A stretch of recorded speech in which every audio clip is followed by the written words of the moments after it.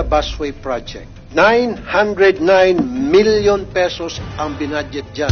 Ang nakita ko lang na development ay yung mga plastic barrier. Almost a billion. Napakalaki naman ata. Noong 2023, 211 million lang. Noong 2024, 909 million. So kung pagsamahin natin, 1 billion na ang naibudget sa busway na yan. Ladies and gentlemen, sa palagay ninyo, meron bang 1 billion piso ang nailagay dyan? I'm not questioning yung paglagay ng busway dyan para makabawas sa traffic. I mean, yung set up at yung mga gamit na nailagay dyan. Is it really worth 1 billion? Ito po yun, janitorial service. Teka muna, janitorial. Wala po ako nakikitang nagwawalis po sa busways.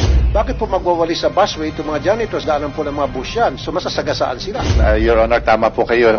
Magkano po sa janitors? 24 million po to na 1-year janitorial service. Ilan po yung janitor? Hindi po naka-specific. Saan po naka-assign? Sa lahat po ng stations ng busway po, meron po tayong mga 18 stations po. Back and forth po yun, northbound and southbound po. Magkano pong bayad sa mga janitors?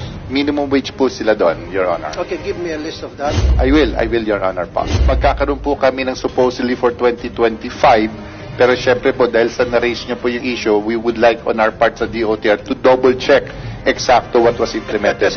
Sa security services po, this is 62,806,000 naman po. And then, yung project management office, 30 million naman po to. Ito po yung mga taong tumutulong within DOTR po. Ito yung mga contractual po. Mga empleyado po to. At yung kanilang trabaho ay para siguraduhin maayos ang operation ng busway? Sila po yung gumagawa ng plano, itong mga Ano po plano. klaseng plano at bakit kailangan pa ng mga contractual people to manage?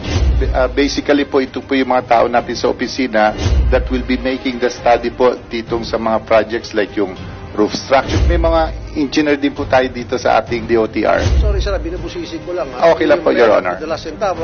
Retrofitting of roof structure kasi po, yung structure to medyo bitin po. Magkano po? Umuulan, Magkano? it is 123 million po and 477,000. 123 million. Anong klaseng bubong po yan? Silver, gold. At gaano ba kalaki itong bubong? Wala po akong problema sa convenience ng mga pasahero natin. Of course, I'm with you on that. Ang sa akin lang, sana ilagay sa tama yung perang gagastusin para sa konbinyente ng mga pasahero. And then expansion and improvement of loading base. Ito po ay 115 million naman po, Your Honor. Ano Yung pong structure yung dadagdag? example po yung within the bus station, baka tamaan po sila ng bus dahil dumadaan po doon, and then yung mga tao, talaga mga simpleng baka lang po nakalagay doon. We hope to put more security para po magkaroon ng safety yung ating mga pasahero. Para sa 21 stations, Opo. napakagalante nyo talaga sa DOTR. Ano po? And then next po, ito po yung pinakamalaki, Your Honor. It's the rehabilitation and improvement of EDSA bus lane pavement po. Kasi po yung whole stretch ng EDSA, yung sa may bus lane po, kailangan na pong i-improve yung daanan by asphalting po. Ito po ay worth 543 million pesos po. Wow. Buong stretch ng Ilang kilometers bus po yan? lane. It is more than 20 kilometers. I need to see the name of the contractors and how the money is being spent up to the last centavo.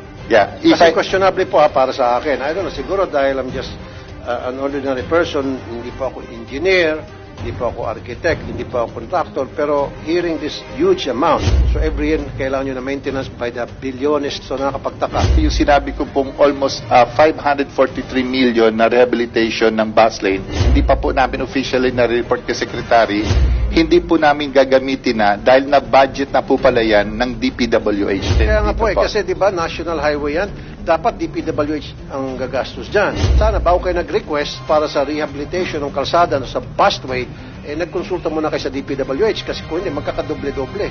Definitely po. So yung 543 million noong 2024 na ibigay na po. Your Honor, wala pa po tayong naibibigay na project dito. Lahat po to inasa procurement stage pa po. Wala po pa tayong na-implement. Rest assured, Your Honor.